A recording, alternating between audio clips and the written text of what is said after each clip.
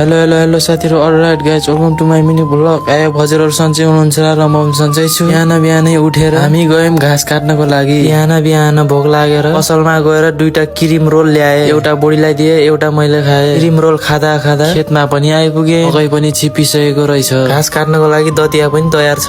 म पनि तयार छु। घाँस पनि काटे। घाँस भने काटेर पुग्न लागिसक्यो। ओरिनलाई थोरै बाँकी छ। घाँस काट्दै थिए, सो आकाशतिर हेरेको पानी आउला जस्तो गरेछ। बिहान पानी आउला जस्तो गर्छ, दिउँसो घाम लाग्छ। घाँस काट्न सकिएर हामी लाग्यौं घरतिर जाँदै थिए। बुढीले भन्नुभयो आप टिप्न जाम न भनेर। हामी जाँदैछौं आप टिप्नको लागि। बाटोमा घाँस राखेर भुइँमा झरेको आप टिप्न गएको बिहानै आएर टिपिसक्नु भएको रहेछ। मेरो पालो जे होला होला भनेर रुखमै चढ्दिए र एउटा रुखको डाला हल्लाएर फर्किए। जम्मा जम्मी यति झरेको रहेछ। प्लास्टिक पनि ल्याइएन। अब गाभाको पातमा लान पनि हुन्छ। ल अब डोको सोको लिएर घरतिर हिँडे। हाम्रो आप चाहिँ डोको माथि छ है। गफ गर्दा गर्दा घर पनि आइपुगे। आपलाई धोइ पखाली गरेर हातसँग खान पर्ने हुन्छ। भिडियो हेरेर मुख चाहिँ नरसाउनु होला है साथीहरु। यो आप चाहिँ सुपारी आप जस्तो छ तर के आप हो थाहा छैन। हजुरलाई थाहा छ भने कमेन्ट गर्नु होला। साथीहरु भिडियो के कस्तो लाग्छ कमेन्ट गरेर नयाँ हुनुहुन्छ भने फलो पनि गर्नु होला। Bye bye.